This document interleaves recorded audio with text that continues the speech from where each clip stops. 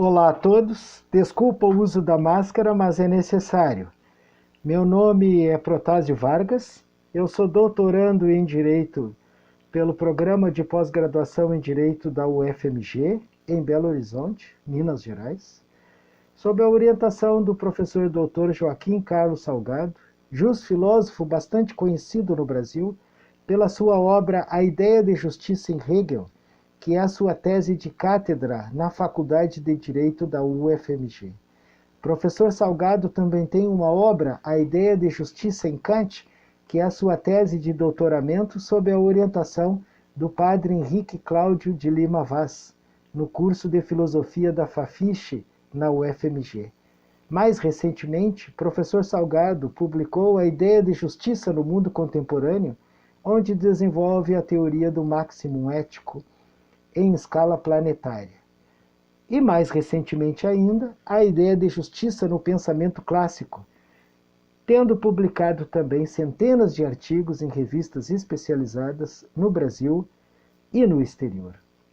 A nossa localização intelectual está no vínculo com a disciplina 31º Seminário Hegeliano, que é oferecida semestralmente há 2 décadas, sob a coordenação do professor Joaquim Carlos Salgado. A nossa exposição será breve, terá menos de 18 minutos, e nós dividiremos ela com uma introdução, um desenvolvimento e uma conclusão.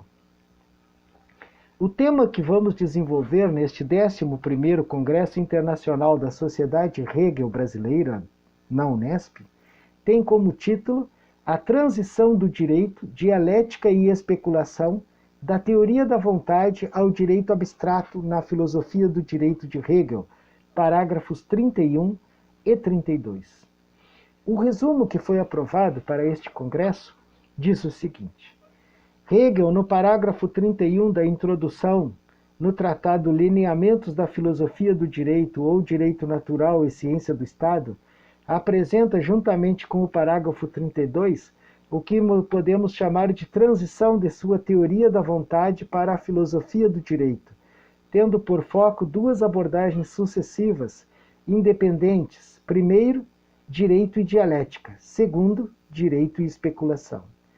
Como Hegel indica, o parágrafo 31, remetendo o leitor para a lógica, há de se compreender que se trata de uma ciência da lógica, a ciência lógica de Nuremberg, 1812, 1813 e 1816, principalmente, pois em 1821, época da publicação da Filosofia do Direito, só existia a primeira edição da enciclopédia, onde está incerta a pequena lógica, bem como a filosofia do espírito objetivo, revistos e acrescidos nas edições de 1827 e 1830.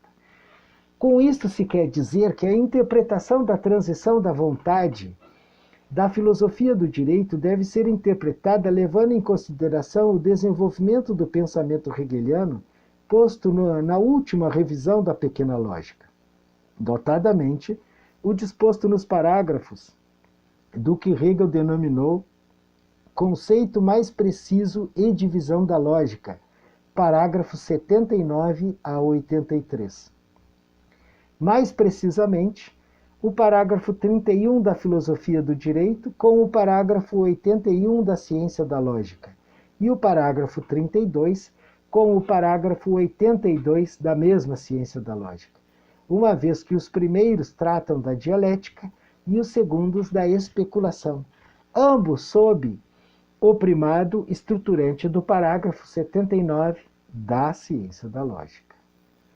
Efetivamente, deve-se compreender o direito como o primeiro momento da tríade metodológica hegeliana, posta como 1. Entendimento, 2. Dialética e 3. Especulação. Sem esta compreensão sistemática entre a filosofia do direito, que é parte do espírito objetivo, e a ciência da lógica, tudo o que se pode alcançar na leitura simples dos parágrafos 31 e 32 é vazia abstração, sem a concretude e o vigor que Hegel imprimiu na redação desta primeira transição do Tratado de Filosofia do Direito e Ciência do Estado. Vamos então ao desenvolvimento. São alguns itens, espero não cansá-los.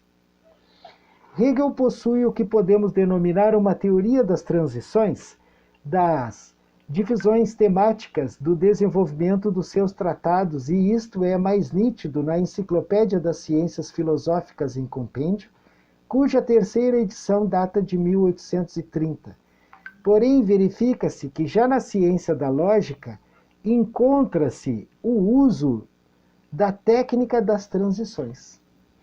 Por exemplo, na doutrina do ser, de 1812, com a revisão de 1831, no término do terceiro capítulo da terceira seção, Hegel fala em passagem para a essência.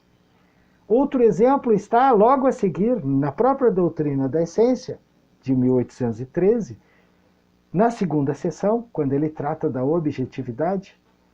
No término do primeiro capítulo, na abordagem mecanismo, Hegel fala em passagem do mecanismo.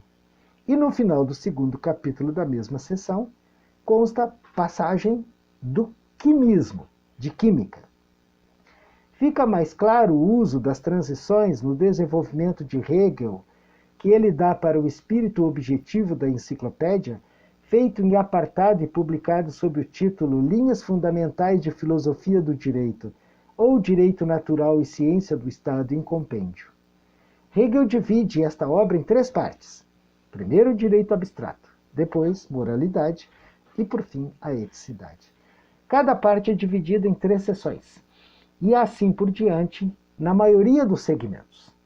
Hegel coloca um título expresso como transição entre as partes, e também entre algumas seções.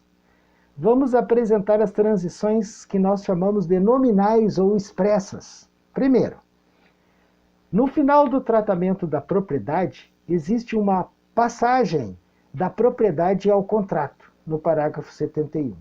Segundo, no final do tratamento do ilícito, Hegel coloca a passagem do direito abstrato à moralidade, parágrafo 104. Em terceiro, no final do tratamento da terceira seção da moralidade, onde ele trata do bem e da consciência moral, Hegel titula Passagem da moralidade à eticidade, parágrafo 141. Por fim, no final da primeira seção da eticidade, a família, Hegel titula Passagem da família à sociedade civil burguesa, parágrafo 181.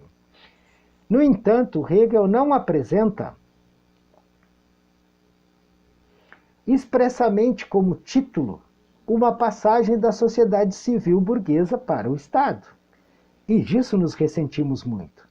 Porém, o parágrafo 256 apresenta-se claramente com características transicionais. Diante desse ponto de vista de tratamento articulatório intersegmentais, podemos sustentar validamente que Hegel transiciona todas as suas divisões, e é justamente isto que materializa a conectividade sistemática entre o todo e as suas partes. Não é comum procurar encontrar uma transição na introdução para a totalidade do espírito objetivo na filosofia do direito de Hegel, parágrafos 1 a 32, e nem mesmo na enciclopédia, na introdução inominada do espírito objetivo, nos parágrafos 483 até 486, na versão de 1830.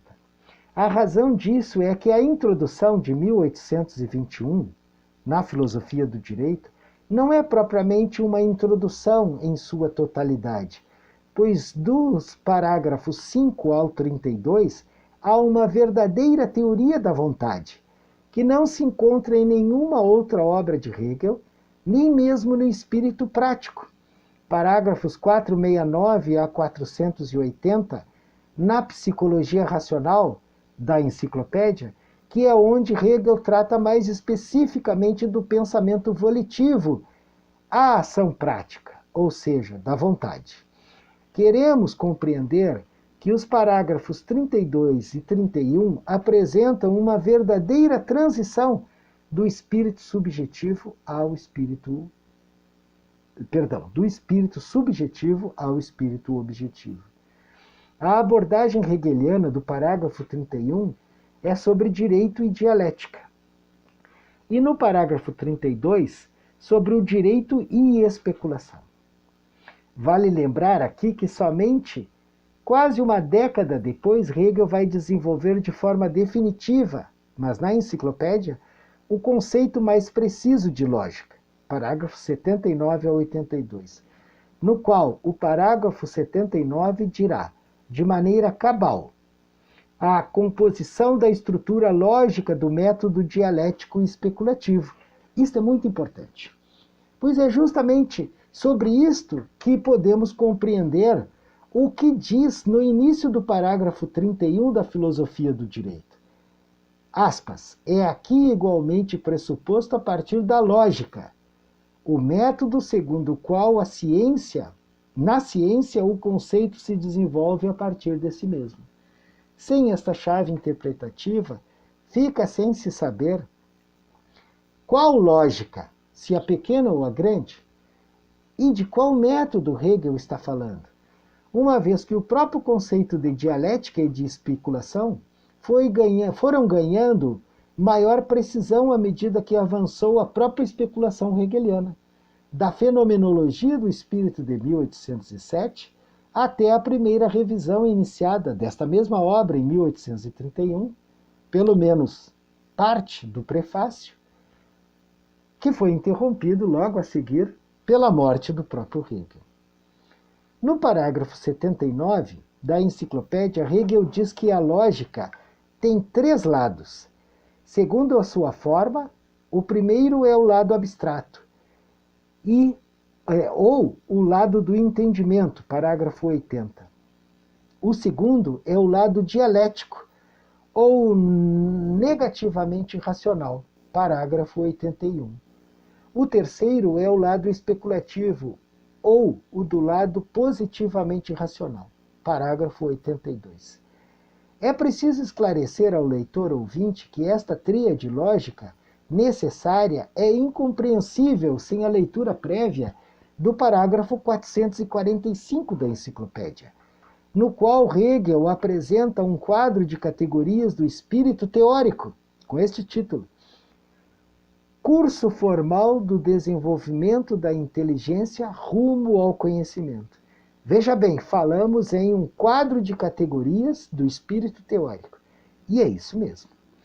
Este quadro é tão importante e esclarecedor para o disposto nos parágrafos 31 e 32 da Filosofia do Direito e o parágrafo 79 da enciclopédia, que merece ao menos uma descrição esquemática para o leitor. Ouvinte. Lembrarem suas próximas pesquisas. 1.0, intuição. 1.1, sensação. 1.2, atenção. 1.3, intuição propriamente dita. 2.0, representação. 2.1, interiorização, ou irinerum. 2.2, imaginação. 2.3, memória. 3.0, pensar. 3.1, o entendimento. 3.2, o juízo. 3.3, a razão. Hegel, dos parágrafos 446 a 468, vai minuciar cada um destes 9 itens da psicologia do pensamento. E é justamente no último momento, 3.3, que trata da razão, que Hegel insere o disposto no parágrafo 79 da mesma obra, e que vai condicionar a interpretação dos parágrafos 31 e 32 da Filosofia do Direito, acima referidos. Se o leitor exigente quiser saber a origem desta construção, que fizemos acima, é de bom alvitre remetê-lo à dica do parágrafo 577, que encerra a enciclopédia e que é sucedido pela citação em grego do trecho do capítulo 7 do livro 12 da Metafísica de Aristóteles, na notação 1072, B20 até B30. Esta dica, e isto é quase um gracejo, é uma dica para a vida inteira de pesquisa dos estudiosos hegelianos. Na nota do parágrafo 31 da Filosofia do Direito de Hegel, ele coloca a dialética como o princípio motor do conceito. E isto se aplica também ao direito. Ora, se a dialética move o conceito de direito, então move o próprio direito. O direito abstrato é o direito posto nas normas jurídicas abstratas arraigadas na cultura do espírito do povo. Se a dialética está posta nesse direito, como em todo e em qualquer outro, então está posta também na moralidade e na eticidade, ou seja, na totalidade do espírito, tanto do subjetivo quanto do objetivo e do absoluto. Isso significa que a dialética está presente na família, na sociedade civil burguesa, no Estado e, por decorrência, na própria história mundial. O negativamente racional permeia tudo, o que significa que a contradição está presente também em tudo. Porém, é verdade que toda contradição precisa ser resolvida, e esta solução é sempre dada pelo momento especulativo, desenvolvido no parágrafo 32. Dito isso, podemos concluir. É chegada a hora de encerrar a fala e concluir nossa exposição.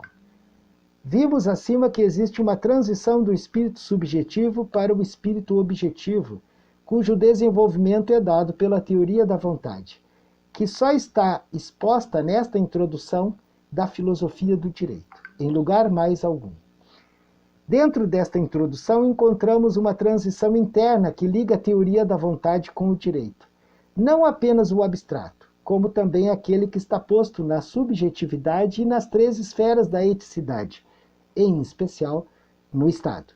E vimos também que a dialética permeia a totalidade do direito e que a solução de suas contradições só é dada na especulação, que as suprassume. Obrigado a todos, tenham um excelente congresso. Até mais.